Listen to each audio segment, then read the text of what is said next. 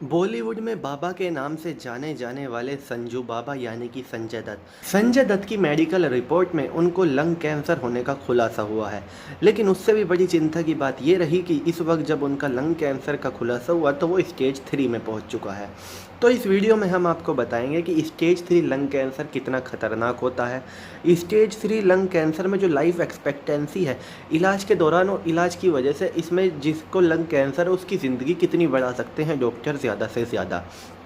सबसे पहले lung cancer की बात करें तो लंग कैंसर को डॉक्टर्स ने 4 कैटेगरी में डिवाइड किया हुआ है। स्टेज 1, स्टेज 2, स्टेज 3 और स्टेज 4। जो चौथी स्टेज है वो सबसे खतरनाक होती है और उसमें ऐसा माना जाता है कि अगर डायग्नोस हो भी जाए तो भी आदमी 1-2 साल से ज़्यादा नहीं जिंदा रह सकता। अब बात करते हैं स्टेज 3 की बात, जो कि संजय दत्त को डायग्नोस हुई है। स्टेज 3 को भी डॉक्टर्स ने 3 कैटेगरी में डिवाइड किया हुआ है।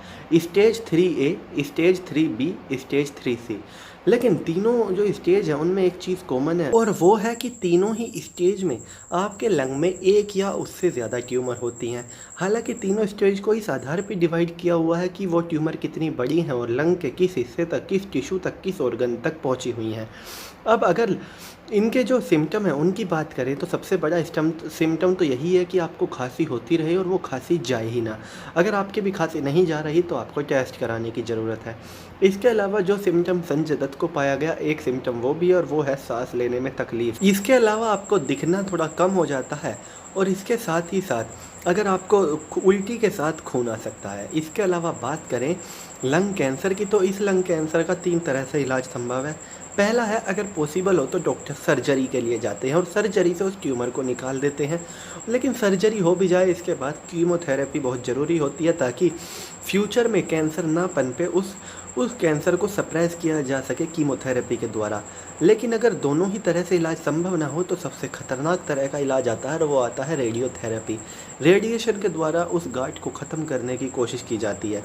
कई बार कीमोथेरेपी के बाद भी रेडियोथेरेपी की ज़रूरत होती है। तो ये 3 तरीके हैं जिन तरीके से लंग कैंसर का इलाज होता है। इसके अलावा आपके जो इलाज है वो अच्छा इलाज होने के चांसेस और भी ज़्यादा बढ़ जाते हैं अगर आपने इलाज शुरू करने से पहले ये अपना 5 किलो वज़न घटा लिया, यानी कि जितना अब है, और आपको अब पता चला कि आपको लंग कैंसर है तो इससे पहले ही आपको 5 किलो वज़न घटा लेना चाहिए। ये आपके इलाज में मदद करेगा। इसके अलावा अगर आप एक महिला हैं, यानी कि अगर आप एक महिला हैं तो आपका लंग कैंसर का इलाज अच्छा होने की संभावना है और ऐसा माना जाता है कि लंग कैंसर होने के बाद पुरुषों के मुकाबले महिलाओं के बचने की संभावना ज़्यादा होती है। अब बात करते हैं सर्वाइवल की, कि अगर आपका लंग कैंसर डायग्नोस हो जाए तो आप इसके बाद कितने साल तक जी पाते हैं।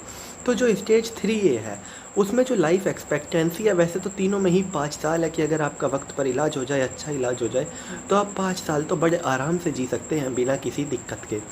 तो जो स्टेज 3 है उसमें ऐसा कहा जाता है कि 5 साल तक आदमी जी सकता है।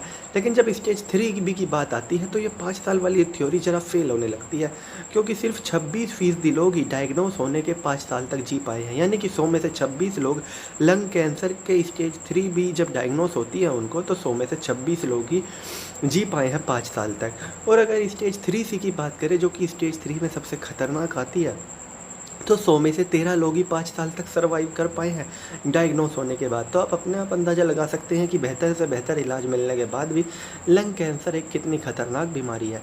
लेकिन ऐसा नहीं है कि सिर्फ 5 साल से ज़्यादा कोई जी नहीं पाता। बहुत से ऐसे केसेस हैं कि लोग 10 साल 15 साल से जी रहे हैं, लेकिन एक एवरेज माना जाता है कि डायग्नोस होने के बाद इंसान 5 साल तक जी सकता है। हम उम्मीद करते हैं कि संजय दत्त इस भयंकर बीमारी को हराकर जल्दी स्वदेश लौटे और एक बार फिर से बड़े पर्दे पर दिखाई दे। तो चलिए दोस्तों, मैं राहुल चौधरी फिलहाल इस वीडियो के लिए इतना ही। आगे भी इसी तरह की देश, दुनिया, बॉलीवुड और खेल की तमाम खबरों के लिए बने रहिए मेरे साथ। जय माता दी।